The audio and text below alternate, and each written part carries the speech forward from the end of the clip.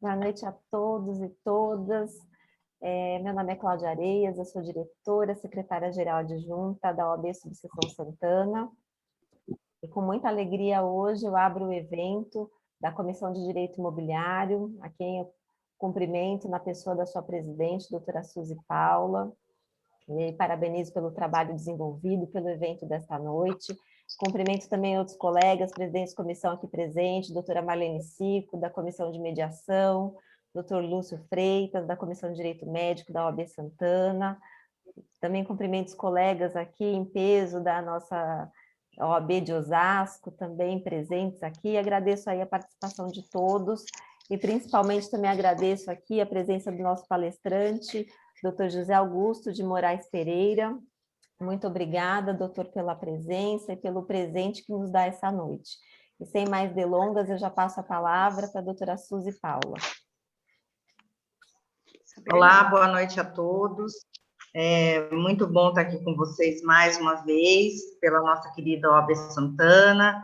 Eu cumprimento a doutora Cláudia, representando a diretoria, o nosso querido doutor Peter. E hoje é muito especial porque, como todos sabem, eu participo de outras comissões, dentre elas a de Osasco, de Direito Imobiliário, que tem 6 coordenadorias, e eu participo da de condominial, e com muito prazer e muita alegria eu trago o meu presidente de lá para falar aqui na nossa subseção de Santana, o doutor José Augusto de Moraes Pereira, um exímio conhecedor da área imobiliária, notarial, registral, e continuando aquela ideia inicial na presidência da Comissão de Direito Imobiliário e Condominial aqui da OAB Santana, a ideia é sempre trazermos informações voltadas para a prática, né? Para trocarmos cada vez mais experiência, mais conhecimento e nos atualizarmos e também focarmos aí nos nossos colegas jovens advogados. E, portanto, eu também não vou ficar me estendendo, porque eu creio que estão todos ansiosos e sedentos para ouvir o doutor José Augusto, nesse tema tão importante, e eu vou falar brevemente do currículo dele. O doutor José Augusto de Moraes Pereira é mestrando em Direitos Fundamentais e Humanos pela Unifiel, membro da Adnotari, Academia Nacional de Direito Notarial e Registral, membro do IBRADIM, Instituto Brasileiro de Direito Imobiliário, pós-graduado em Banking pela Universidade Mackenzie, especialista em Direito Empresarial por meio do curso de extensão realizado junto à Escola Paulista de Direito, especialista em Direito Contratual por meio do curso de extensão junto à Faculdade Legal e especialista em Direito Imobiliário pelo curso de extensão também da Faculdade Legal, bacharel em Direito pela Unifiel, presidente da Comissão de Direito Imobiliário e Urbanístico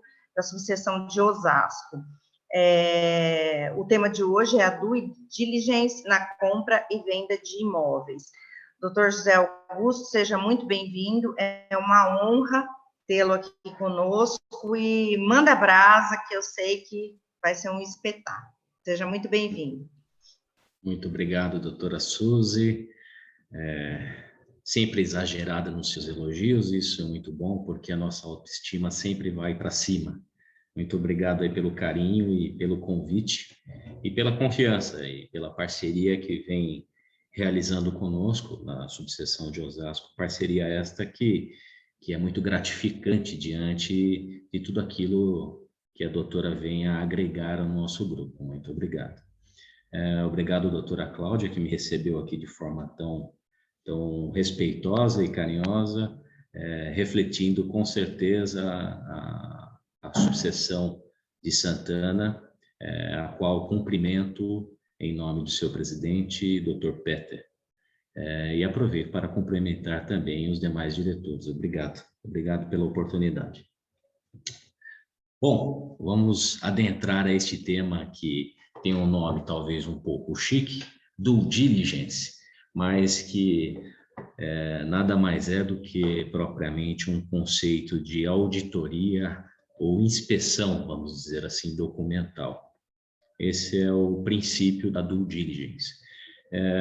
e um meio de viabilização e análise que deve ser, sem sombra de dúvida, aplicada às relações e aos atos jurídicos que vinculem a negociação de bens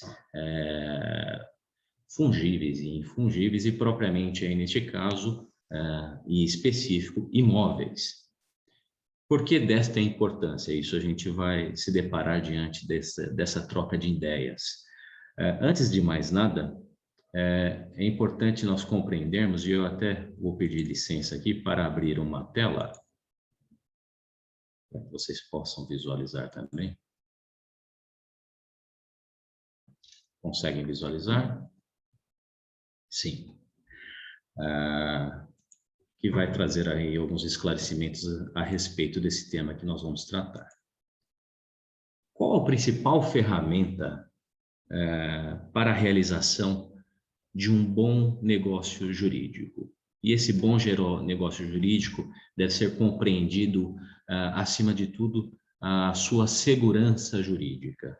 A ferramenta, a peça fundamental para que este negócio seja viabilizado.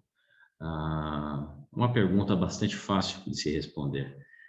O advogado é a peça fundamental para viabilizar e trazer segurança na realização propriamente dos negócios jurídicos, vinculando aí o direito real sobre coisas, né? Neste caso, propriamente o patrimônio imobilizado. E por que desta grande importância? O advogado, ele atua como uma base propriamente, uma estrutura piramidal, onde ele vai alicerçar todas as informações essenciais e, diante deste alicerce, vai administrar, vai analisar, vai auditar toda a documentação com o fim de trazer aí o resguardo às partes que vão realizar o negócio. Parece uma obviedade, mas não é. Por quê? Porque para se realizar a due diligence, há necessidade de uma técnica, de uma aplicação técnica diante da apuração documental que vai compor a relação. Deixando de ser um mero despachante, né, fazendo o levantamento de certidões, sem entender o porquê. A função deste profissional, do advogado, neste caso imobiliarista, é atuar de forma extrajudicial, resguardando e analisando de forma efetiva essa documentação para trazer ao comprador propriamente o mínimo de segurança ou com o fim de reduzir os riscos inerentes à realização desse negócio. Pensem vocês o seguinte, nós temos aí diversas aplicações financeiras e no tempo que atuei em instituições financeiras, sempre me perguntavam, a poupança tem risco? Aplicar meu recurso em poupança tem risco? Depende da época, né? Aqueles que são um pouco mais da minha idade, vão se lembrar do Collor, né? Então sabem aí se tem risco ou não. Todo negócio, sem exceção, tem risco. Todo negócio, sem exceção, tem risco. Então a função do advogado na due diligence é reduzir os riscos do negócio. Para quê? Para resguardar ao comprador diante de uma segurança que é relativa e não absoluta. É importante isso. A compra e venda de imóvel, o registro desse bem, ele é relativo, ele não é absoluto. Como assim relativo, não absoluto? Você vai no cartório de registro de imóveis e vai proceder com o levantamento de uma determinada matrícula, certidão, né? E lá vai constar uma informação configurando quem é proprietário de determinado bem. Essa informação, ela é absoluta ou é relativa? É relativa, porque a partir de qualquer momento comprovada a inverdade ali lançada naquele documento, ela pode ser discutida. Então, diante disso, há necessidade do profissional do direito fazer com que, por meio da due diligence, o comprador esteja respaldado com o fim de reduzir os seus riscos inerentes a esse tipo de investimento.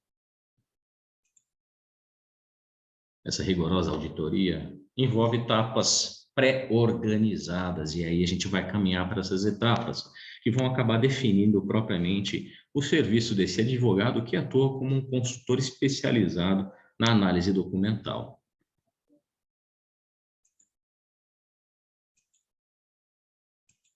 Aí estamos. Pergunto a vocês. Você é procurado no seu escritório por determinada pessoa com a pretensão de adquirir uma propriedade. Ao ser questionado, há necessidade para avaliar a viabilidade desta propriedade, cabe ao advogado estruturar aí, tecnicamente, qual a documentação necessária inicialmente para averiguar se realmente quem está vendendo o bem é proprietário. Nós partimos aí pelo conceito de certidões do imóvel. A partir do momento que você apurar as certidões do imóvel, você terá aí uma visão sobre alguns aspectos que vão ser essenciais, no sentido de comprovar a propriedade do bem.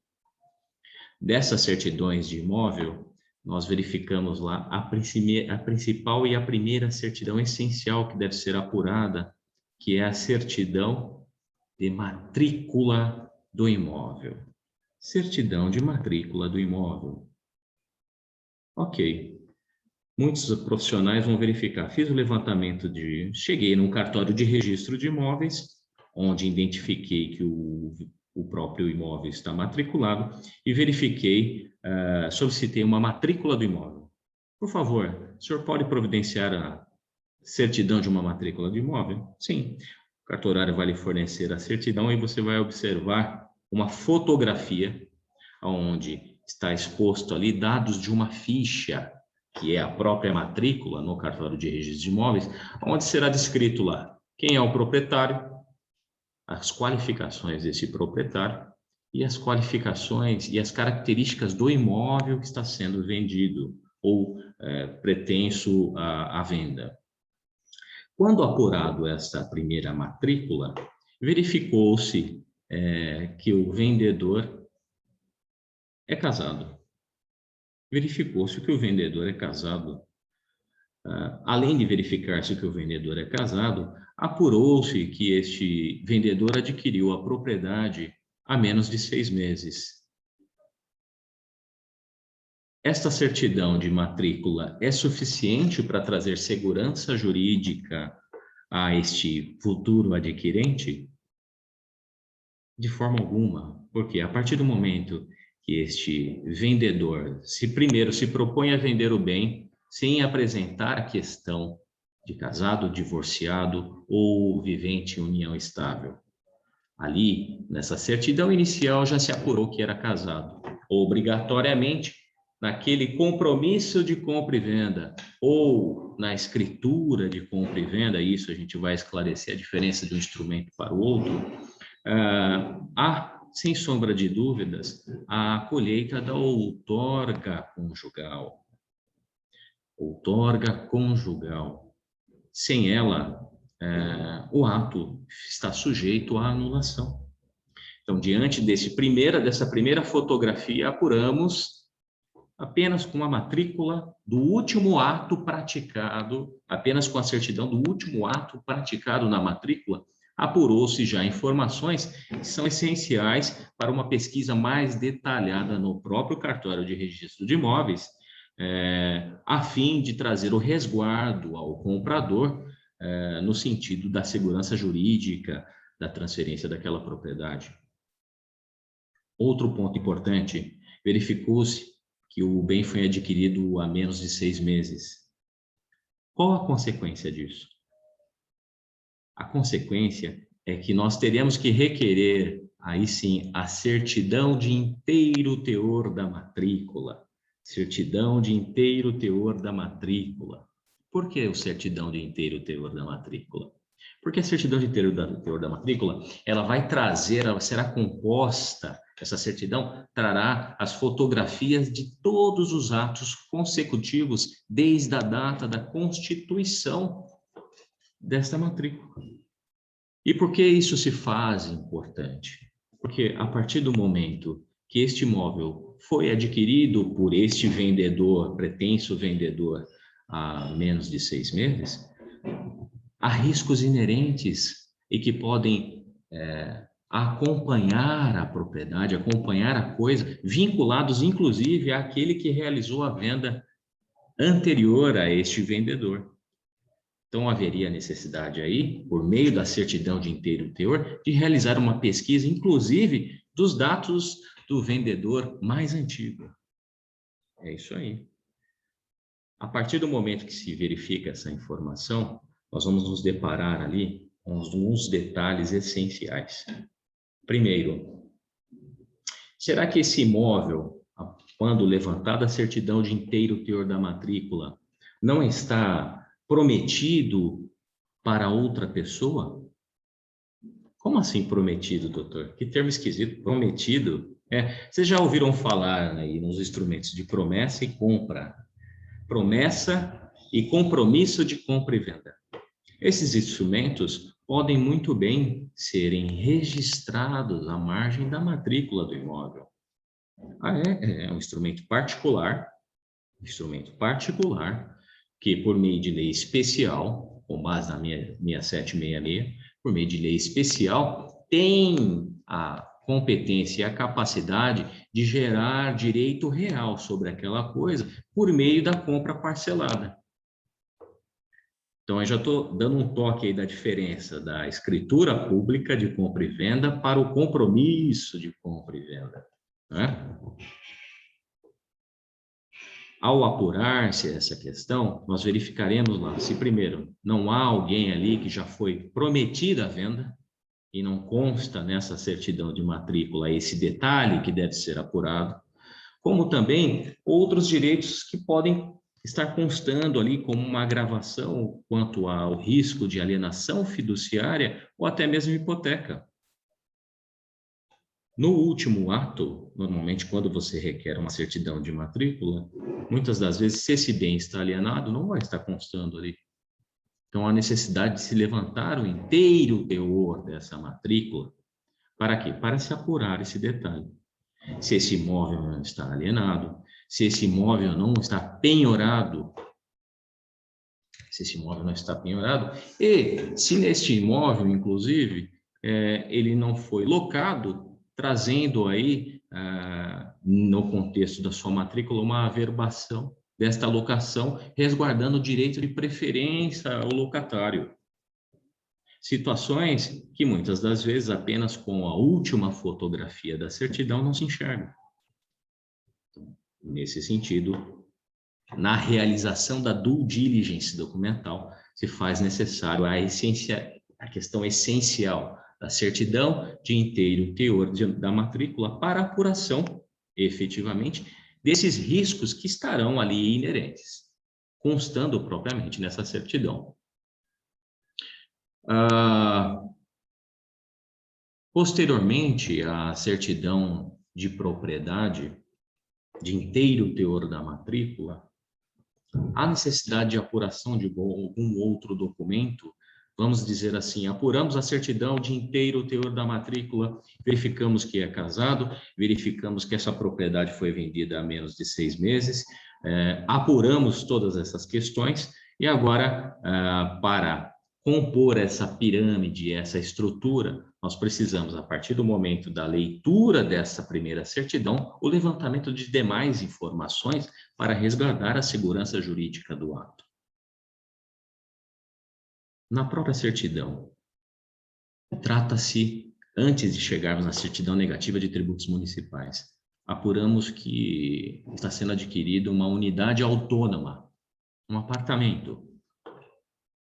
Precisamos colher mais algum documento junto ao cartório de registro de imóveis para trazer segurança jurídica quanto à verificação da propriedade e da viabilidade desse bem? Sem sombra de dúvidas, sem sombra de dúvidas. No próprio cartório de registro de imóveis, nós iremos fazer o levantamento do regimento interno e da convenção condominial. Regimento interno e convenção condominial. Nossa, mas eu precisa apurar. Especificação das matrículas, individualização das matrículas, são atos essenciais quando nos formos referenciar à compra de uma unidade autônoma, ou seja, de um apartamento vinculado a uma relação de condomínio. Porque se nesses atos anteriores de especificação condominial, individualização de matrícula, convenção condominial e regimento interno, algum impedimento ou inviabilidade para esse adquirente, lá estará constando. Quer um exemplo? Um exemplo, Suzy. Litoral, vários apartamentos lá muito atrativos. Verificou-se a possibilidade de adquirir uma unidade autônoma. Um apartamento grande, antigo, uma estrutura legal. Não pensaram duas vezes, adquiriram a propriedade por meio da compra e venda. Logo após adquirirem a propriedade, é óbvio que no litoral é muito quente, tende a ser o verão muito quente. Vamos colocar um ar-condicionado no apartamento, não é isso? Vamos. Aí procurou um engenheiro, providenciou RRT, ART, todos os TTs da vida, e tudo aprovado. Só que quando foi adentrar com o aparelho de ar-condicionado no prédio, foi barrado. Onde o senhor vai com esse aparelho? Ué, vou instalar na minha unidade, é meu, o apartamento é meu. O senhor não pode instalar aqui, não. Ah, não? Por quê? Ué, quando o senhor adquiriu a propriedade, o senhor não observou a convenção condominial? Na convenção condominial, está lá, é terminantemente proibido a instalação de ar-condicionado em virtude da estrutura elétrica do prédio. E aí? Já adquiriu, querido. Vai ter que lutar para mudar toda a estrutura do prédio para viabilizar o seu ar-condicionado. E quem é responsabilidade para a apuração dessa informação? Ou do dirigente? Do advogado. Do advogado. Informação crucial. Eu estou falando só de uma condição de ar-condicionado, não é só isso. Qualquer tipo de reforma hoje, né, ela está lá, ela vai estar especificada nesta questão. Ah, mas eu vou adquirir uma unidade na planta ainda. E fui até o local, né, no local lá de apresentação dos imóveis e verifiquei no showroom, verifiquei a unidade, o apartamento, a coisa mais linda, e tinha ar-condicionado lá. Na exposição tinha ar-condicionado no apartamento. Então, é óbvio que eu vou poder colocar ar-condicionado no meu. Não. Requer a convenção coletiva, a convenção condominial, perdão, para apurar dessa informação. Ah, não consta, o prédio é antigo. Não consta na convenção, provavelmente as demais atas terão que ser registradas. E se houve alteração ou não, para apurar se pode ou não pode. Por exemplo, um mero ar-condicionado. Então, mais dois documentos essenciais que são levantados e apurados aonde? No cartório de registro de imóveis. Tudo isso com base, iniciando com uma única certidão. Certidão de matrícula de imóvel e posterior certidão de inteiro teor da matrícula do imóvel. Depois disso, gente, para onde que a gente tem que correr? Certidão negativa de tributos municipais. Está lá a Suzy, resolveu adquirir uma propriedade. Doutora Suzy, me perdoe. Suzy, a gente é muito íntimo, eu acabo chamando assim, me perdoe. Não, todo mundo deve chamar assim. Está lá para adquirir uma propriedade e foi até uma imobiliária, né? Eu vou buscar uma imobiliária porque, é óbvio, a imobiliária vai me trazer maior segurança quanto às ofertas, né? E etc. Perfeito. Ao verificar a propriedade, gostou, e foi feito o levantamento dos documentos necessários para a apuração do due diligence, né? Para a realização do due diligence. E quando apurado a certidão negativa de tributos municipais, ou seja, apurada a verificação de algum inadimplemento junto à municipalidade quanto ao IPTU, verificou-se que a certidão foi positiva com efeito negativo. Certidão positiva com efeito negativo. Se nós verificarmos no Código Civil e propriamente nas leis de registros públicos, você vai verificar que, quando dá certidão negativa, teoricamente não há ônus sobre o bem, então não há um impedimento quanto a isso. No caso que eu estou aqui dando como referência, não foi feito o due diligence, tá? A Suzy foi até lá, apurou, verificou que foram colhidos os documentos, ia fazer um financiamento, inclusive, de parte desse bem, encaminhou essa documentação para a instituição financeira e a instituição financeira aprovou a documentação. Feita a aprovação de toda essa documentação, a Suzy assinou o contrato, adquiriu a propriedade, pagou, teve o bem alienado e adentrou ao imóvel, realizando o pleno domínio do bem. 4 anos depois, a Suzy verifica que existe uma ação de execução fiscal contra ela. Mas da onde isso? Como surgiu isso? Uma ação de execução fiscal no meu nome? E ela vai apurar e vai verificar que se trata de dívidas vinculadas ao não pagamento da obrigação do IPTU, que não foram recolhidas há 4 anos. Ela vai até a prefeitura e verifica que, quando da data da realização da compra do imóvel, foi feita uma renegociação da dívida pelo antigo proprietário. Ele colheu todas as obrigações pendentes no passado, renegociou com a prefeitura, pagou uma parcela e expediu uma certidão negativa. Porém, certidão positiva com efeito negativo. De quem é a responsabilidade para honrar com essa obrigação? A responsabilidade, meus queridos, infelizmente nesse aspecto, é do proprietário. Porque nós aqui sabemos o conceito de propter rem, própria da coisa, quer dizer, a dívida em si acompanha a coisa. E neste caso, essa dívida vinculada ao direito real de propriedade acompanha o próprio bem. Então, na situação especificada, nós conseguimos reverter para o cliente, conseguimos localizar o antigo proprietário e por meio de acordo, fazer com que ele se responsabilizasse pelo pagamento. Mas, e se não acontecesse? O novo proprietário teria que arcar com as obrigações, sem sombra de dúvidas. Em virtude de quê? De uma única certidão mal apurada. Então, muitas das vezes as pessoas se questionam, mas por que eu tenho que levantar essa pancada de certidão?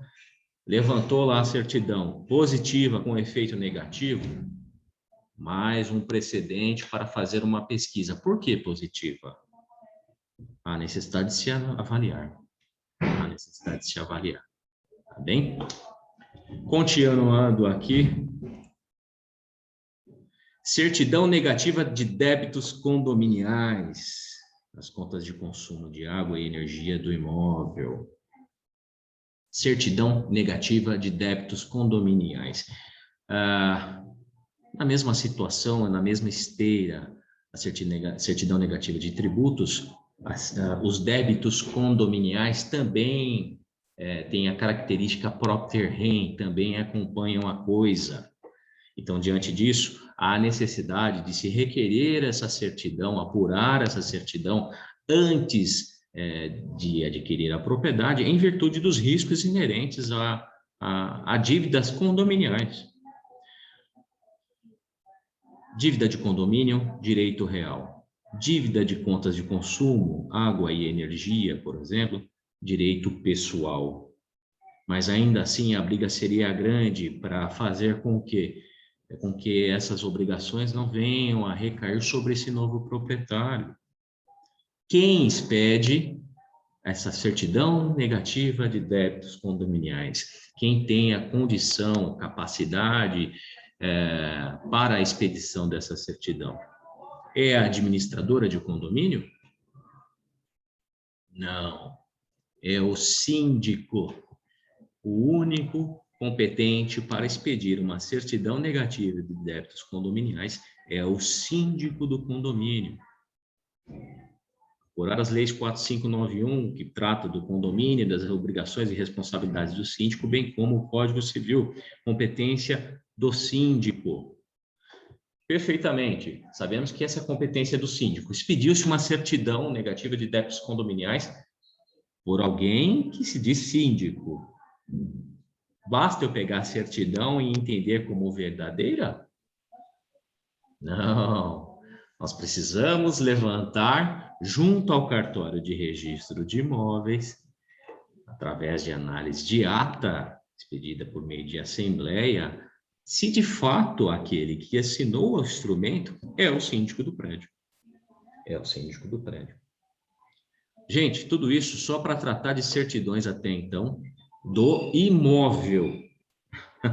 Nós não entramos ainda para tratar o próximo passo, que serão as certidões do vendedor. Tá? Vendedor. Seguindo em frente, certidão negativa de imóveis efitêuticos. Sem querer ser chato, mas ganhando uma dinâmica maior aqui. Primeiro, enfiteuse. Já ouviram falar aí sobre laudêmio e foro, não é isso? Laudêmio e foro. Propriedades em Alphaville ou propriedades no litoral, seja de São Paulo, do Rio de Janeiro, podem pertencer à Marinha ou à União. A propriedade, titular da propriedade, Marinha ou União. Ou aquele que adquire esta propriedade estará adquirindo domínio útil, mas não a plena propriedade. Então, diante disso, há necessidade do recolhimento, no caso da venda, compra e venda, do laudêmio ou do foro, que também é pago mensalmente ou anual pelo titular do domínio útil dessa propriedade. Quem expede essa certidão? Secretaria de Patrimonial da União, Secretaria Patrimonial da União, SPU. Quando da expedição, aí vamos lá. Importante essa questão. Escriturei, lavrei, junto ao cartório de notas, uma escritura de compra e venda de um bem, onde eu estou transferindo o domínio útil, a propriedade útil, mas é um bem que pertence à União. Tem um prazo, após essa expedição dessa escritura, quando dá encaminhamento para o registro, do levantamento e do recolhimento do laudêmio.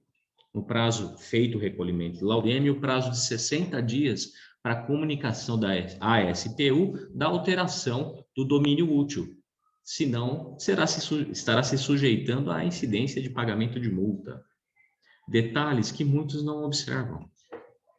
Hoje, os cartórios de notas e de registro orientam e acabam trazendo isso à baila, mas de uma forma muito superficial. Se não se atentarem, e isso deve ser apurado por meio do due diligence, gera esse risco para aquele novo adquirente. Então, a certidão negativa de imóveis enfitêuticos é essencial, principalmente para apurar aí o recolhimento realizado pelo antigo proprietário antes da venda desse bem. Risco de desapropriação. Risco de desapropriação. Nossa, gente, enchei um imóvel em São Paulo, ali perto do centro, mas está uma barbada o valor dele. Não sei por quê. Vou para cima desse bem. Nossa, o preço está lá embaixo. Super interessante. Tá bom, adquiri a propriedade. 6 meses depois eu sou desapropriado pela prefeitura, em virtude da necessidade daquela região para passar ali um determinado trenzinho ou metrô. De quem é a responsabilidade para apurar esses riscos? Do advogado. O advogado. Por meio do quê? Por meio da apuração junto aos órgãos da prefeitura específica de cada municipalidade sobre o interesse naquela área. Gente, importantíssimo apurar esse detalhe. Imagine adquirir uma propriedade,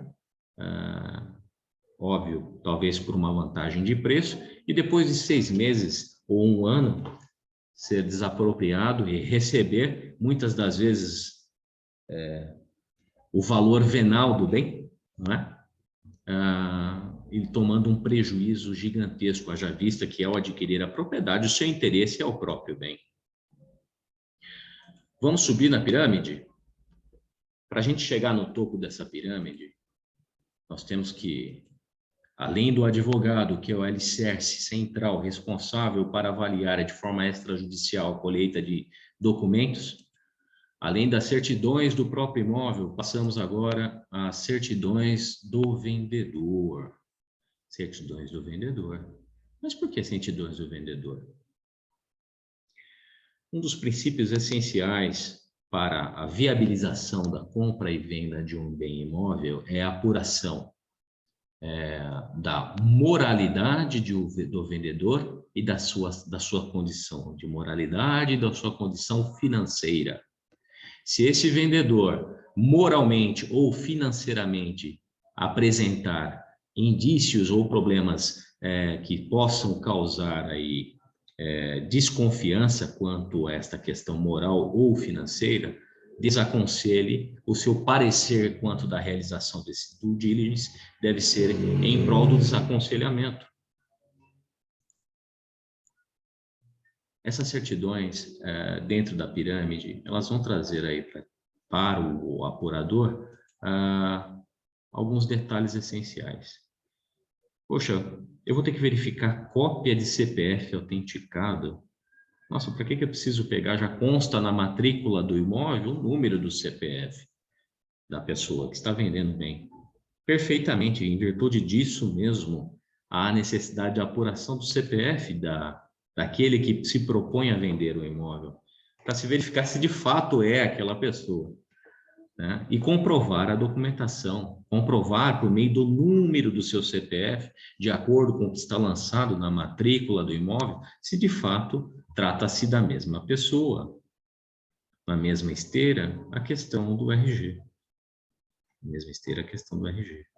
O CNPJ também se faz essencial. Posso estar adquirindo a propriedade de uma empresa, e aí também é essencial o levantamento do CNPJ dessa empresa. Se essa empresa está ativa, inativa, extinta. Certidão de nascimento atualizada, Suzy, aquilo que a gente estava conversando à tarde. Certidão de nascimento atualizada. Por que eu preciso da certidão de nascimento atualizada? Já viram aquelas situações, às vezes você dando suporte para alguém, você manda a certidão de nascimento, recebe uma certidão de nascimento em pedaços, né? Assim, ela vem em pedaços, né? A foto sai em pedaços. Fala, não, tem que ser uma certidão atualizada. Por que da certidão atualizada? Na certidão de nascimento, nós verificaremos a condição desse vendedor. Se ele vive, se ele foi casado, se ele está casado, e aí consta a questão da averbação, se ele se divorciou, se ele vive em união estável. Se é menor, qual a idade desse menor? É menor de 16 anos? É menor de 16 anos? Então ele não pode vender. Se ele é menor de 16 anos, nem assistido, há necessidade da expedição de um alvará judicial para a venda desse bem. Ele é idoso. Vocês já viram essa questão? Idoso não pode vender imóvel. Isso é um absurdo, né? Mas, quem que criou isso? Muitos falam, tem 75 anos, não pode vender. Não pode.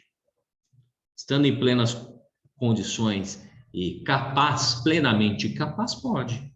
Agora, aonde você vai apurar a incapacidade deste idoso? Pode constar na certidão de nascimento, que vai constar lá a interdição desta pessoa. E aí o exercício da curatela por algum responsável. Olha a importância da certidão de nascimento atualizada. essencial. Então, assim, mas qual o prazo da certidão? Normalmente, os cartórios aceitam a certidão com até 60 dias. Mas o ideal é que, quando levantar toda a documentação, como a certidão de inteiro teor da matrícula tem validade para o negócio de 30 dias, que todas sejam expedidas no mesmo período e juntadas dentro desse trâmite de 30 dias. Certidão de nascimento atualizada. Certidão negativa da Fazenda Pública. Agora, as demais certidões, a gente vai postular aqui de forma bastante rápida. Primeiro, como a Suzy gosta da questão prática, as demais certidões aqui, em sua maioria, o advogado pode fazer o levantamento por meio da internet, acessando propriamente o site da Fazenda, né, o site da Receita Federal e o site aí dos tribunais, tanto eles federais quanto o Tribunal de Justiça Estadual. Por que dessas próximas certidões? Porque são essenciais para verificar a moralidade desse vendedor, para se apurar e em que questão a moralidade? Se ele não está querendo aí gerar uma fraude contra credores ou uma fraude contra a execução. Imagine que essa pessoa ela é insolvente. O que quer dizer insolvente? O banco foi lá e emprestou para ela R$1 milhão. Na época que foi emprestado, teoricamente, ela era solvente. Ela tinha um faturamento compatível com isso. Quebrou, e ela possui um imóvel de R$500 mil. É uma dívida de R$1 milhão. Ela pode vender esse imóvel? Não pode. Ela está em condição de insolvente. E aí, a partir do momento que ela vende esse imóvel com uma dívida superior ao seu valor, ela comete uma fraude contra a execução. Fraude contra a execução. Aonde se verifica essa informação? Diante das certidões de negativa da Fazenda Pública, certidão negativa do INSS, e aí nós vamos falar depois, vou explicar para vocês, para a pessoa jurídica, o porquê dessa certidão. Certidão da Justiça Estadual Civil. É possível tirar essa certidão? Com certeza, né? Todos aqui já têm ciência disso. Acessar o site do Tribunal de Justiça lá, no prazo de em torno de 5 dias, mais ou menos você já consegue viabilizar e puxar a capivara lá, vinculada às demandas cíveis, né? Certidão negativa da Justiça Estadual Civil, executivos fiscais, certidão negativa da Justiça Estadual Criminal. Mas criminal? Por que criminal? Porque muitos dos crimes podem vincular um cumprimento e uma obrigação civil, né? Crime de colarinho branco, além de responder criminalmente, tem que devolver dinheiro, não é isso? Nós observamos aí, apesar que isso foi tudo desfeito, mas sem querer entrar no mérito, tem que devolver dinheiro, e aí gera uma responsabilidade civil. Então, há necessidade, sim, do levantamento da certidão negativa junto à Justiça Criminal. Certidão negativa à Justiça do Trabalho. Precisa? Sem dúvida. Temos algum juiz aqui presente, Suzy? Creio que não, né? Está sendo gravado, então é melhor... então, assim, a gente tem que tomar cuidado. Eu saiba, não. Está sendo gravado. Então, assim, eles têm uma visão diferenciada quanto ao emprego da justiça. Então, sem respeitar alguns limites vinculados à desconsideração da personalidade jurídica, por exemplo, né? E aí, nesse aspecto, nós temos que fazer o levantamento. Por quê? Porque isso pode inserir riscos à propriedade que você está adquirindo. E aí nós vamos chegar no ponto de adquirir uma propriedade de um empresário, por exemplo. Há riscos, sem sombra de dúvida. Todas as certidões aqui, ora levantadas, caso seja empresário, além de levantar essas certidões dele, pessoa física, obrigatoriamente terei que fazer o levantamento das certidões da empresa. Das certidões da empresa. Por quê? Para apurar as obrigações e responsabilidades da empresa. E se essas obrigações e responsabilidades não podem vir a refletir um risco a esse empresário. Quer um exemplo? Vamos falar de um exemplo fácil aqui. E aí de competência do próprio advogado, quando for dar o parecer no due diligence. Eu vou adquirir uma propriedade de um diretor de um banco, de um grande banco do Brasil, banco, seja Bradesco, Itaú, certo?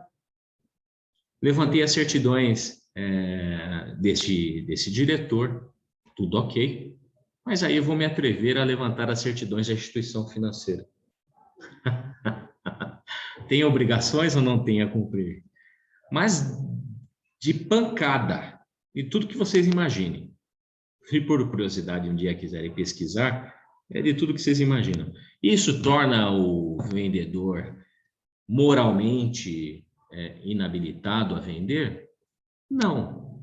Aí a necessidade da ponderação e no parecer do due diligence para verificar se a capacidade da instituição a qual este empresário faz parte tem condições de suprir as obrigações sem comprometer a venda do seu bem imóvel. Diferente, por exemplo, do seu José, dono do comércio de esquina, que vende ali produtos Balduco ou Tostines ou qual seja, perto do vencimento. Né? Perto do vencimento, ou seja, compra aqueles produtos com prazo de um mês para venda e vende aquilo a rodo. Existe um risco totalmente diferente. Aqui não é uma questão de preconceito, nada disso, é uma questão de apuração do faturamento da empresa quanto aos riscos inerentes ao próprio negócio. Tudo isso vinculado a quem? Ao técnico, ao advogado. O técnico é responsável pela realização da due diligence. Estou caminhando para o final, gente. Eu sei que está indo muito, né? Mas vamos lá. Certidão negativa de Justiça Federal, já comentamos sobre ela. Compomos toda a nossa pirâmide. Após essas apurações, eu estou tranquilo quanto aos riscos inerentes à compra e venda do imóvel? É lógico que não. É lógico que não. Mas já se apurou uma quantidade de informações que vai diluir ou reduzir o risco vinculado ao próprio negócio.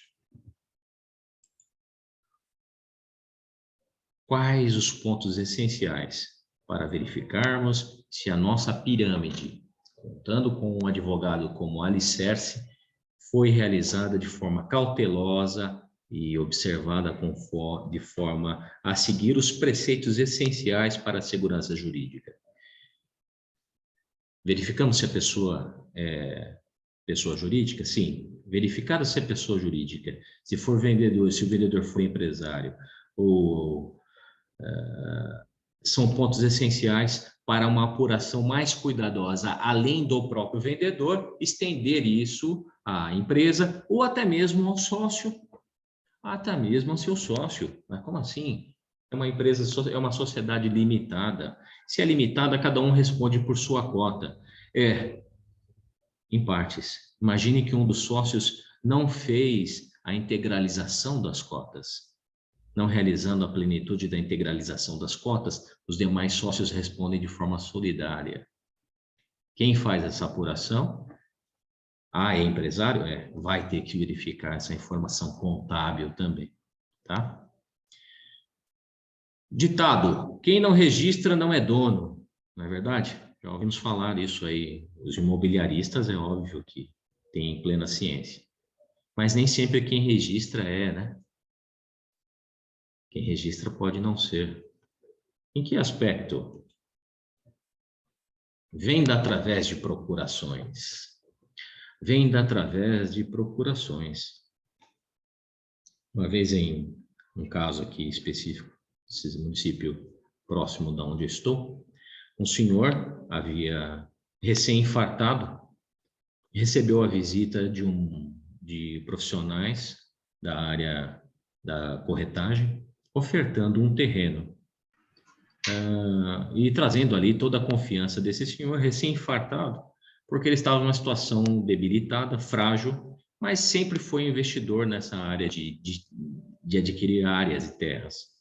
Na confiança desses corretores, passou e adquiriu uma propriedade por meio de uma procuração. O vendedor havia atribuído uma procuração para que fosse representado por um desses corretores na venda. Resumindo o fato, a procuração era fraudulenta.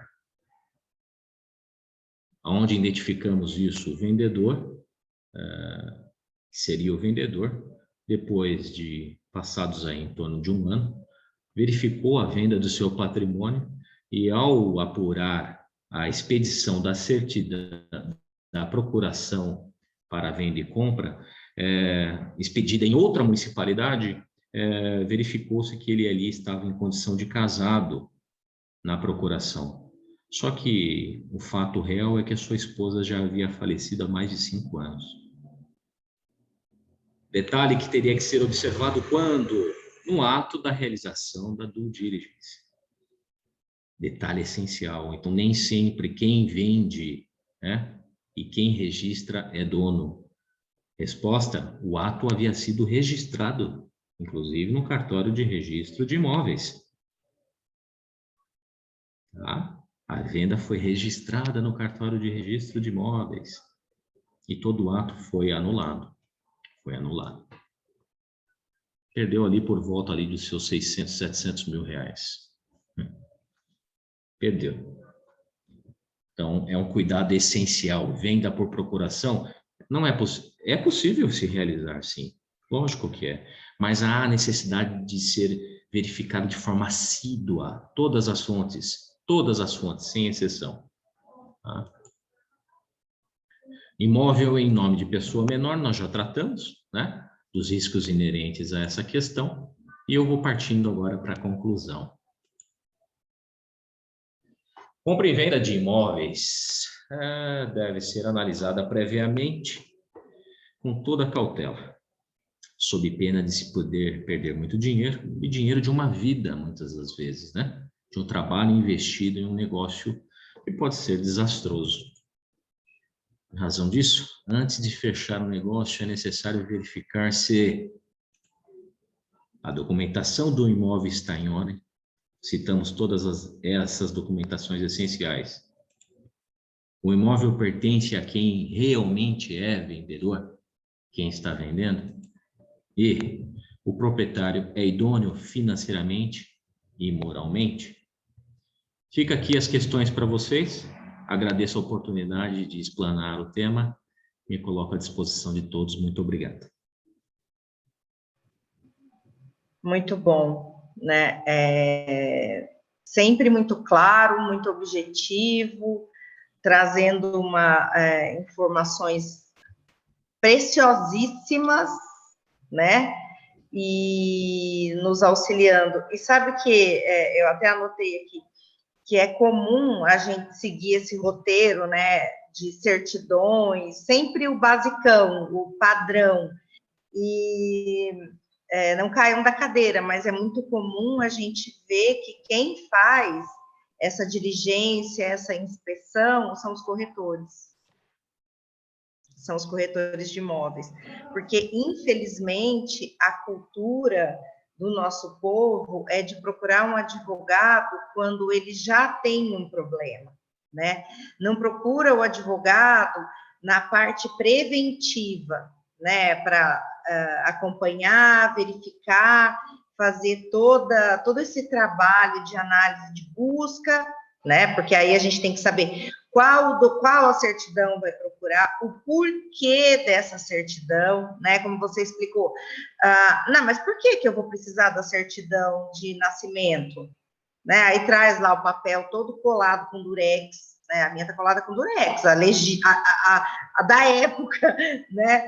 Não entende o porquê dela precisar, da necessidade dela ser atualizada.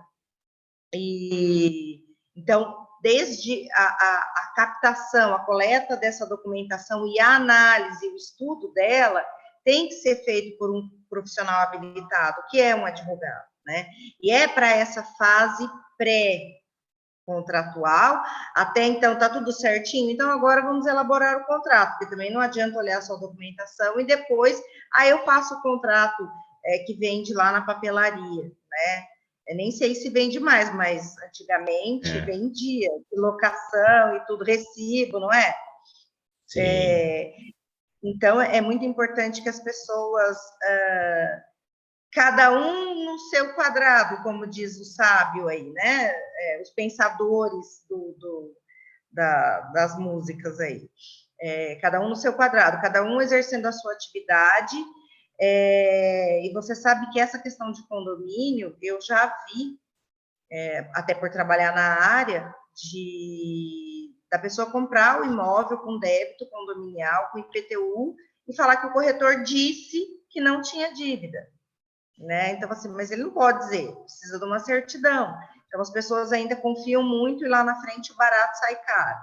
Então, assim, foi muito, muito legal mesmo. Eu achei sensacional e abre a mente, né, da gente, das necessidades de se fazer uma apuração correta. Tem, acho que 2 perguntas aqui, deixa eu ver. A Andressa pergunta, você explicou, mas dá mais uma explicada. Boa noite, é Andressa Raeli. Boa noite. Por gentileza, existe diferença entre requerer uma certidão de matrícula atualizada e certidão de inteiro teor? Ou trata-se do mesmo documento? Tá, vamos lá, são 2 documentos diversos. A certidão de matrícula atualizada é aquela primeira que eu disse, que é a foto do último ato realizado na matrícula do imóvel. A certidão de inteiro teor da matrícula, ela vem atualizada com o último ato e apresenta os demais atos praticados anteriormente a este último ato, que passam a ser essenciais diante da situação que vai ser analisada na compra e venda, tá? Certo.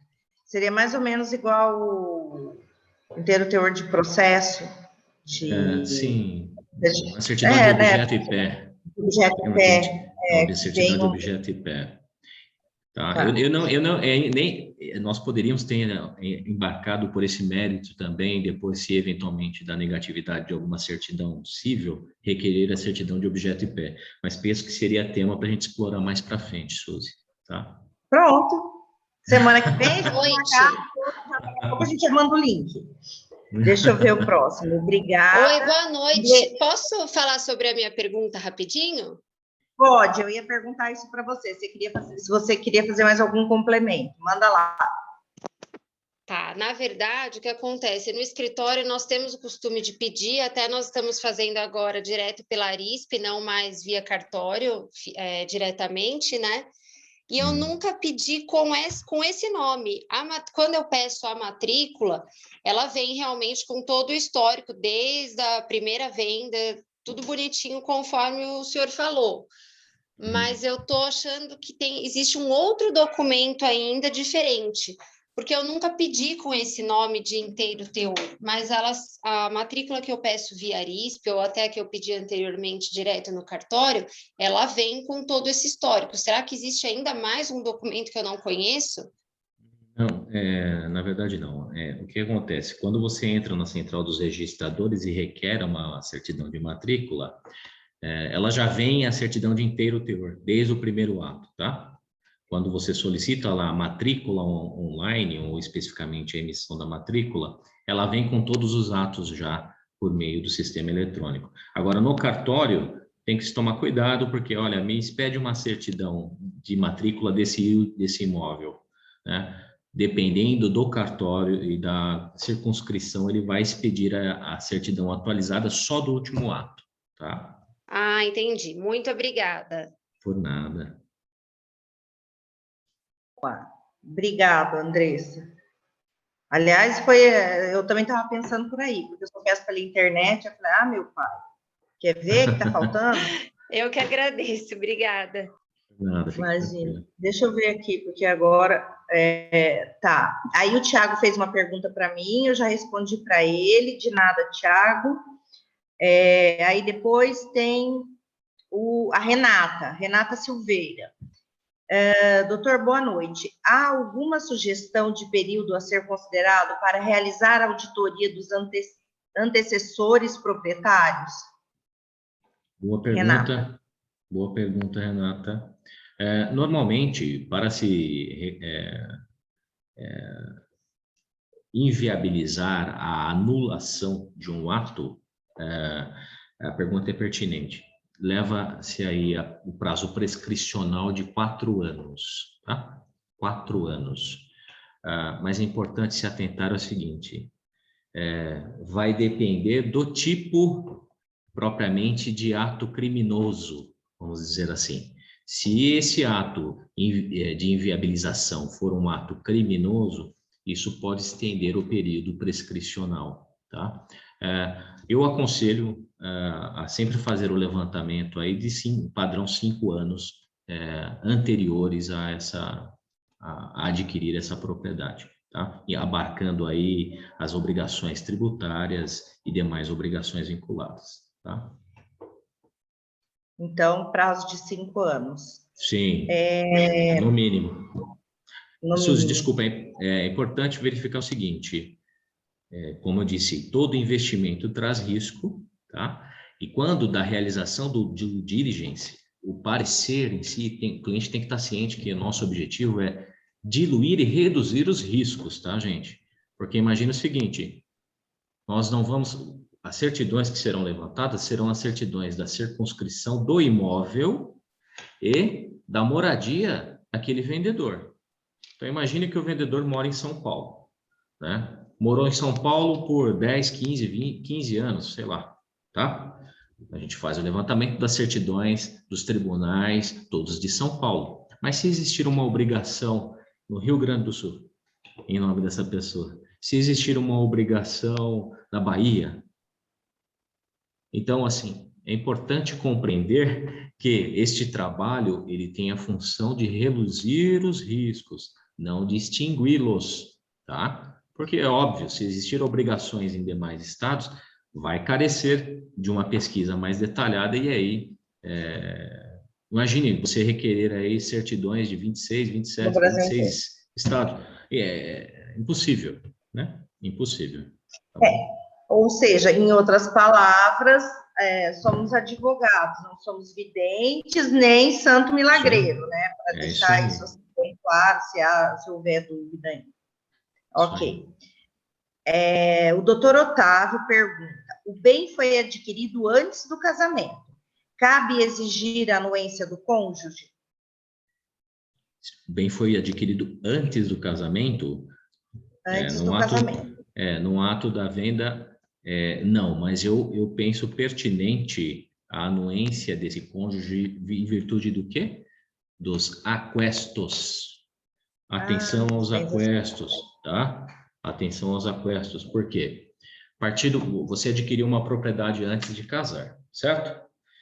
Ao adquirir essa propriedade, eu vou adquirir antes de casar só que eu adquiri essa propriedade valendo 100 mil reais. Um exemplo, tá? Casei, estou morando com a minha esposa, 10 anos com ela nessa propriedade. Vou vender por R$1 milhão. Não gerou aquestos, ganho de capital sobre essa venda? Atente-se a esse detalhe. Então, é importante pegar a anuência, mesmo que o bem adquirido antes do casamento. Por quê? Porque pode gerar uma discussão lá na frente, tá? Pode gerar uma discussão. É obrigatório? Não, mas pode gerar uma discussão lá na frente. Na hora dos meus bens, né? Exatamente. Também vê o regime de bens, né? Também, né? Porque às vezes pode ter um pacto antinupcial também. Isso, é essencial a questão do regime de bens. É óbvio, né? A separação total de bens com o pacto antinupcial vai isentar a obrigatoriedade da colheita do cônjuge, tá? Mas, fora isso, as demais situações, é essencial essa análise. Deixa eu fazer sobre isso. Basta a assinatura dela no contrato de compra e venda, ela precisa fazer essa assinatura também na escritura? Vamos lá. Se for compra e venda, escritura pública. Se for um compromisso, aí por meio do contrato particular também é importante anuir, tá? É importante anuir, sim, tá? Ela entra legal... como anuente, né? Isso, exatamente, tá? Vamos até pontuar, é importante que o colega trouxe, o doutor Eduardo, isso à baila, a diferença aí da relação de compromisso de compra e venda, né? Obrigatoriamente, de acordo com o artigo 108 do Código Civil, acima de 30 salários mínimos, se for pago em espécie ou de uma única vez à vista, o instrumento contratual aí utilizado é a escritura de compra e venda por mês expedida pelo cartório de notas. É obrigatório. Agora, salvo disposição contrária em lei. O que é essa salvo disposição contrária em lei? Eu vou fazer a compra de um bem de forma parcelada. E aí, a Lei 6766 traz essa segurança jurídica quanto da possibilidade do registro desse instrumento, do compromisso de compra e venda, que é, sim, expedido e gerado aí por um profissional do direito, o advogado, na composição desse compromisso, quando da compra parcelada, por meio de pagamento de sinal e o parcelamento do restante, tá? Suzy, interessante ter colocado isso, a doutora Cláudia mencionou. Olha só essa questão, doutora Cláudia. Fui procurado por um rapaz, adquiriu uma propriedade aqui no Tamboré. Estruturei o compromisso para ele, né? Compromisso de compra e venda, porque parte seria financiada. Fiz toda a estrutura, desenho, e encaminhei o instrumento. Ele falou, poxa, mas seu instrumento está muito parecido com o que eu achei aqui no Google. Eu não vou pagar o valor que o senhor está pedindo. Está meio caro. Eu falei, olha, eu entendo, respeito, e você sinta-se à vontade, respeito o seu direito de escolha. Ah, tá bom então, obrigado, valeu pelas dicas, tal. Ok. Utilizou do instrumento do Google. Foi, assinou. Depois da colheita de assinatura, né, e do financiamento liberado pelo banco, ele viu, quando da liberação do crédito para a vendedora, que ela tinha uma aliança no dedo. Só que no instrumento de financiamento do banco, ela estava como solteira. Na matrícula do imóvel, solteira. E no contrato, que ele pegou no Google, não havia menção nenhuma sobre a vivência de união estável e etc. Aí, quase em prantos, morrendo, é óbvio, ele veio no nosso escritório, porque sim, existe todo um risco de anulação do negócio. Aí ele veio, doutor, aconteceu isso, o senhor mostra o seu contrato, que tinha no meu contrato uma cláusula de uma única frase.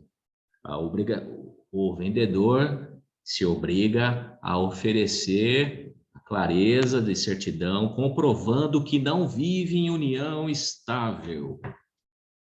Que não vive em união estável. E aí? Vai ter que esperar no mínimo 2 anos agora para não gerar resquícios ou riscos inerentes a essa relação. E aí, infelizmente, eu fui pesquisar, tinha até foto de casamento no Facebook da moça. Tá? Por que não constou? Porque, óbvio, a outra parte tinha obrigações e responsabilidades que não deveriam ser mencionadas. Tá? Exatamente. Uma frase. Aí eu pergunto para vocês, quanto vale uma frase num contrato? Não é? Uma boa grana. Uma boa grana. É aquilo que eu disse no começo, né? A pessoa quer o barato sai caro, né? Porque e também hoje em dia com o Dr. Google aí todo mundo é advogado, engenheiro, arquiteto, até ver a casa cair. Aí procura quem tem que procurar. A Cláudia Vitachi Fernandes, ela faz um comentário aqui, mas eu não sei acerca do que exatamente. Você quer falar, Cláudia, que ela diz, mas não dá na mesma? É da pergunta do Otávio, você quer interagir? Então, boa noite. Na verdade, boa noite. Quando o doutor estava falando, aí eu fiquei aqui pensando e escrevi, né? Daí eu falei, mas acho que eles vão perguntar porque ficou bem confuso. A hora que o senhor estava explicando sobre a certidão da matrícula atualizada e a certidão do inteiro teor para, acho que é a doutora Andressa, me chamou a atenção porque o senhor falou assim que quando o senhor pede em alguns cartórios, só vem o último ato. Eu, na verdade, quando eu peço uma matrícula atualizada, ela vem a vida inteira, né, da matrícula.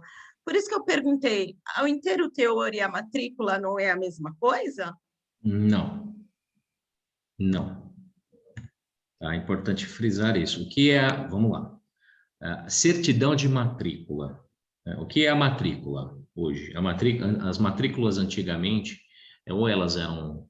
Nós tínhamos 2 atos, ou o ato de transcrição, ou ato de matrícula, né? Quando o imóvel é muito antigo, não existe matrícula, era uma transcrição.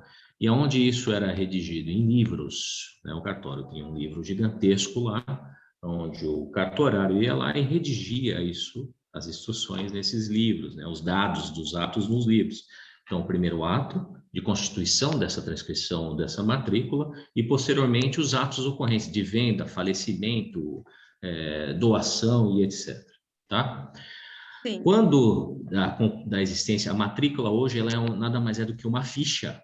A matrícula é uma ficha, tá? É um fichamento onde ela estabelece lá as informações que você vai requerer. Então, você pode muito bem ir até um cartório e requerer uma certidão de matrícula conforme quesitos. Eu quero uma certidão de matrícula conforme quesitos. Pais, você aponta quais os quesitos que você quer levantar dessa matrícula, entende? Eu quero verificar quem são os confinantes, quem era, se é de uma área específica e tal. Então, se você ir até um cartório, por exemplo, aqui no município onde eu estou, que é de Osasco, por favor, me expede uma certidão de matrícula, por favor. Ele vai expedir só o último ato, a última fotografia, tá? Então, o ideal é que requeira, não, eu quero a certidão de inteiro teor, tá? Então, atentar a esse detalhe, não sei qual que é, vocês estão em Santana, né? Então, é bem provável que na região, tanto que aqueles que utilizam da central dos registradores, quando pede matrícula, ela vem inteira, né? Vem o ato inteiro, né? Mas, se você for pessoalmente em alguns locais, não só aqui onde estou, mas você pode ir para o interior do estado de São Paulo também e vai se deparar com essa questão, tá? Sempre requerer, eles chamavam de certidão vintenária, já ouviram falar nisso? Certidão vintenária, né? Que ia demonstrar a prática dos últimos 20 anos da matrícula. Então, hoje não existe mais essa certidão, é requerida a certidão de inteiro teor da matrícula, tá? Mas essa certidão desculpa, tá? Só para concluir, essa certidão de inteiro teor da matrícula também, que nem o senhor falou, antigamente vinha aquelas transcrições, vinha aquelas averbações, isso não vem, né? Só vem lá, AV, transcrição, não vem Isso. É isso? Na certidão de inteiro teor da matrícula, todos os atos que foram praticados nela vão aparecer. Então, a AV vai vir lá, a AV de averbação e o ato, e depois o registro. Então essa é a diferença, porque na matrícula não aparece o ato, e na inteiro teor vai aparecer tudo, é isso? Tudo, todas as averbações, isso, todas as averbações. Se, por exemplo, houve um falecimento, você tem que averbar o ato, o falecimento, e depois registrar a partilha, né? Então, ele vem a averbação do ato, lança lá falecido, então o data e depois o registro, a certidão de inteiro teor da matrícula. Que é no cartório também, qualquer cartório. Sim, qualquer cartório, tá? Tá bom, doutor, até se me permite fazer um comentário adicional. Oi, por favor. Oi, tudo bem? Não, só até fazer um comentário aí, porque eu vi que gerou até bastante discussão e eu tenho visto isso bastante na prática, a gente pratica isso, né? O que acontece? Às vezes, a garantia de você ter a matrícula ipsis literis, do começo ao fim, a história inteira do imóvel é pedir ela de inteiro teor. Não significa que pedir uma certidão de matrícula pode vir inteira, vai depender do cartório. Como isso não é unificado, a forma não é unificada, a forma que o doutor José Augusto está falando é a garantia de que vai ter todos os atos e vai conseguir avaliar de uma forma mais completa a matrícula. Acho que seria meio que... Legal, obrigado. Agora, nessa situação da certidão da matrícula de inteiro teor, digamos que ela tenha, você vai ver de quando que ela foi gerada, quando que ela teve início, vamos dizer assim, 9 anos. Nessa situação, é interessante ver se não existe uma matrícula mãe, né, para ver se esse desmembramento também foi correto. É isso mesmo, doutor? Sem dúvida, sem dúvida. Imagine que você vai adquirir aí, aquilo que a gente comentou, eu atendi uma situação que um cliente me procurou. Doutor, achei um condomínio maravilhoso aqui na região de Americana. Eu quero ser condômino lá. Bom, quando eu fui fazer a apuração, não era condomínio, era um loteamento com acesso restrito. Então, situação totalmente diversa. A colheita de documentações muda, né? E aí cabe esse apontamento do doutor Eduardo. não cabe só a matrícula específica do lote, eu tenho que fazer um referenciamento de todo o processo de loteamento, inclusive se foi expedido lá, confeccionada a lei municipal para a viabilização daquele loteamento, se propriamente a especificação do loteamento foi correta, tudo isso vai constar onde? Na matrícula mãe, tá? Na matrícula mãe. Muito boa questionamento, doutor. Obrigado. Suzy? E o que acontece também, quando a gente pede pela internet, aparece, tem essa opção aí pela Arisp, de propriedade, tem lá, e tem a vintenária também. Aí, por isso que, para mim, também sempre vem completa. Eu nunca tive esse problema aí. Você sabe que é muito interessante, a gente podia até depois conversar sobre isso, para estar agendando, talvez até com o Dr. Marcos também, para explicar essas nomenclaturas todas e a que se destinam, né? O que é a verbação, o que é o registro, o que é a transcrição, o que é a certidão, o que é a matrícula, porque é tanto nome, tanta coisa, e é muito legal para a gente poder visualizar, né? Foi o que eu falei hoje para você. Quando eu estava na faculdade, há pouquíssimo tempo atrás, eu lia lá o raio do prazo para contar da juntada, e eu ficava indignada, que eu não entendia o que era aquela juntada. Até o dia que eu fui no fórum, meu pai me mostrou, é o carimbo. Aí todos os meus problemas acabaram, porque eu visualizei aquilo. Então, quando esmiuça tudo para a gente, acaba ficando muito mais simples o compreendimento de todo esse procedimento. Até porque essa questão notarial, ela é muito importante por causa do princípio da continuidade registral, né? Sem dúvida. Então, o cartório ele tem muita força aí, né, na questão da aquisição de imóveis. Sim. Bom, deixa eu continuar. Suzy, doutora Suzy, você colocou... Oi. Na verdade, Diga, doutor Eduardo. Na verdade, eu só gostaria de agradecer ao doutor José Augusto, parabenizá-lo pela excelente explanação, acho que clarificou aí, então, clareza para muitos colegas, e parabenizar também a doutora Suzy, aí, que está sempre trazendo aí esses encontros aí maravilhosos, sempre trazendo pessoas de peso, né, trazendo conhecimento para todos os colegas, então, parabéns para ambos aí. Obrigado. Muito obrigado. Obrigado por você também, que está sempre prestigiando. E o Eduardo está aqui, ó, no livro. Vocês podem comprar, porque está com 30% de desconto. Muito bom. Suzy, já fiz o meu jabá. Muito bom. Eu acho que seria interessante, viu, se você depois entender pertinente, talvez chamar o Kiko Naga também, que eu acho que é o expert na questão, mas para tratar as diferenças entre transcrição, matrícula, averbação, que é um ato de alteração, e o ato de registro, né? São diferentes, né? Muitas vezes a gente não sabe se é averbação ou se é registro, né? Isso. Então, superficialmente aqui, a averbação é tudo aquilo que gera alteração nas condições não altera o proprietário, mas nas condições dele. É casado, é solteiro, vivo, morto, né?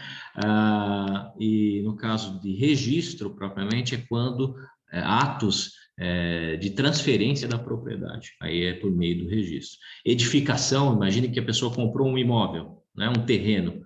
Aí ela fez a edificação de um prédio, de uma casa, o ato de edificação é a averbação, porque houve uma alteração, né, na condição da questão. Mas isso bem rápido, né, sem a gente esmiuçar. É isso aí. Mas já clareou. Então, por exemplo, a pessoa morrer, o falecimento dela é a averbação. Isso. O inventário, o registro do inventário é o registro. A partilha é registro. É isso aí. É o registro, porque eu vou alterar a titularidade do imóvel. Perfeito, é isso aí. Tá vendo? Olha, simples. A lei de registros públicos traz artigo 23 ou 21, não é um negócio assim? Isso, detalhamento lá dos atos. O que se registra e o que se averba, logo na sequência. É isso aí. Tá, peraí que agora eu já me perdi. A Cláudia já foi, o Lúcio está dando parabéns, disse que foi uma excelente explanação. Também queria saber lá a resposta do Thiago, eu já respondi para ele para não desvirtuar aqui o rumo da prosa. Vamos lá. É a Letícia, doutora Letícia, por favor. Boa noite. Quando o vendedor possui mais de um domicílio, ou seja, tem moradia em outra cidade, comprou outro imóvel em outra cidade, com a finalidade de trabalho, para trabalhar, fim do trabalho, o vendedor põe esse imóvel à venda. Temos que fazer diligência nos 2 domicílios? Sem dúvida. Sem dúvida, tá? O cuidado tem que ser realizado nos 2 domicílios para apuração das obrigações. Se esses domicílios, óbvio, pertencerem ao mesmo estado, as certidões são limitadas, mas se forem em estados diferentes, há necessidade da colheita de certidões dos tribunais de ambos os estados, tá? Sem sombra de dúvida. Ok, não tem mais aqui, para o Lúcio eu já respondi. A Eliana comenta que é a certidão vintenária, que é o que a gente estava falando lá do inteiro teor. E o Ralph falou que esse time é fantástico. Ai, que chato. Ai, gente. E obrigada para nós, o Lúcio está aqui falando, pela iniciativa, e eles estão sempre aprendendo muito. Curti, muito bom. Ninguém quer falar mais nada? Nenhuma perguntinha, não tem problema. Zé Augusto não tem mais nada para fazer, gente. Pode ficar aqui até umas 11h30, assim, tá bom, isso, né? Isso é. Faz isso, Hoje é quinta-feira, não tem futebol. Senão ele não volta mais. Senão assim ele não volta nunca mais, Suzy. Explora tanto que ele não volta nunca mais. Mas isso. Aqui a gente não tem mais perguntas. Então, eu devolvo para você, José Augusto, para suas considerações finais, para a gente encerrar o nosso encontro. Agradeço muito, mais uma vez, a todos da subseção, que me receberam de forma tão carinhosa. A Suzy, minha amiga do coração, por mais que nós tenhamos nos encontrado pessoalmente apenas uma única vez, mas já convivemos aí há bastante tempo de forma virtual, né? Há quase 2 anos já, Suzy? Quase 2 anos já, incrível, né? E eu só tenho a relatar aqui o crescimento do meu apreço por você, sem sombra de dúvidas. Agradeço os demais colegas, a doutora Cláudia, doutor Eduardo, prazer. Estou vendo aqui o Projude, meu amigo aqui, que também nos prestigia lá na comissão de leilões, o Carlos, muito obrigado pela presença. Agradeço o doutor Peter, né? Peter? Tá bom, se é Peter... pronunciamos Peter. Peter, tá bom. Pelo espaço, e me coloco à disposição sempre para discutirmos, tá? A ideia é esse bate-papo mesmo. Sempre que eu encerro a minha manifestação, né, Suzy, eu sempre trago uma frase de reflexão, tá? E eu gostaria de fazer o mesmo com vocês, então, essa frase, ela diz o seguinte, que a esperança tem 2 filhas lindas, a indignação e a coragem. A indignação nos ensina a não aceitar as coisas como estão, e a coragem a mudá-las. Augustinho de Hipona. Boa noite, gente. Vamos em frente. Obrigado, viu? Fiquei emocionada, ó. Eu tenho esse jeito assim, mas eu sou super manteiga derretida. Obrigada pela palestra, obrigada a todos vocês que estiveram aqui prestigiando a gente. Sem vocês aí, com certeza, não teria palestra, não teria bate-papo, não teriam perguntas, troca de experiências. É muito bom poder estar à frente desse trabalho, poder trabalhar lá com o pessoal de Osasco, e a minha ideia sempre foi essa, de agregar, né, de ter todo mundo perto. Somos todos advogados e somos seres humanos, e precisamos dos outros. É assim, né? Mesmo longe, a gente está perto. Obrigado, foi muito bom. Doutora Cláudia, obrigada. Toco para você para encerrar. Boa noite a todos. Bom, boa noite a todos. Agradeço muito, doutor José Augusto. Foi uma palestra fantástica. muito importante. Nós, advogados, a gente tem que valorizar o trabalho, tem que buscar o conhecimento. Foi de grande valia, está já convidadíssimo para voltar. Parabenizo a doutora Suzy, a Comissão de Direito Imobiliário, pela escolha do palestrante. Foi, assim, fantástico. E agradeço aí a presença de todos vocês. E também encerrou de uma forma fantástica com uma bela citação. Então, tenhamos todos uma boa noite, muita saúde a todos e até o próximo evento. Boa noite. Boa noite. Tchau, tchau. Boa noite. Boa noite. Boa noite. Tchau, tchau. Boa noite.